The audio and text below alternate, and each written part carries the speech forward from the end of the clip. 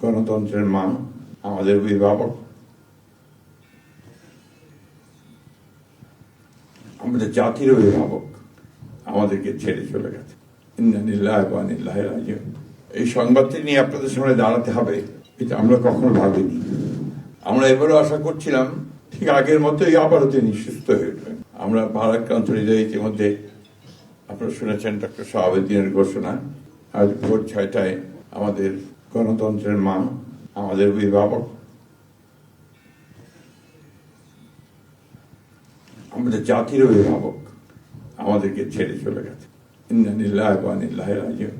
এই শোক, এই ক্ষতি, এটা অস্বাভাবিক, অপূরণীয়।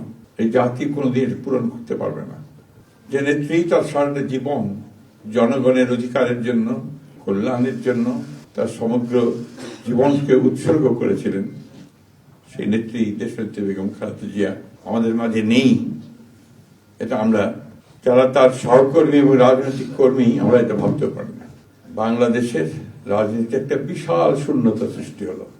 তাই নয়, পৃথিবীর গণতান্ত্রিক আন্দোলনে একটা বিশাল শূন্যতা সৃষ্টি হলো। আমরা দলের পক্ষ থেকে আমাদের ভারপ্রাপ্ত চেয়ারম্যানের অনুমতিক্রমে দলের কিছু কর্মসূচি নিয়েছি। সেই কর্মসূচিগুলো আমাদের দলের সিনিয়র যুব মহাসচিব জেনারেল রুহুল কবির রিজভী সাহেব আপনাদের সামনে তুলে ধরবেন। সরকারের প্রধান প্রফেসর ডক্টর মোহাম্মদ ইউনূস আমাদেরকে ফোন করেছিলেন সাথে সাথে, এবং ইতিমধ্যেই তারা স্পেশাল ক্যাবিনেট মিটিং করবেন। সেই ক্যাবিনেট মিটিংয়ে তারা দেশনেত্রী বেগম খালেদা জিয়ার শেষ কাজগুলো, জানাজা, তার দাফন, তাকে রাষ্ট্রীয় মর্যাদায় দাফন করা, তাকে রাষ্ট্রীয় মর্যাদা দেওয়া, এই বিষয়গুলি নিয়ে তারা সকাল 10টার সময় একটা সভা করবেন। এরপরে আমরা পুরো জিনিসটাকে কোঅর্ডিনেট করে আবার সেটা আপনাদের সামনে জানাবো।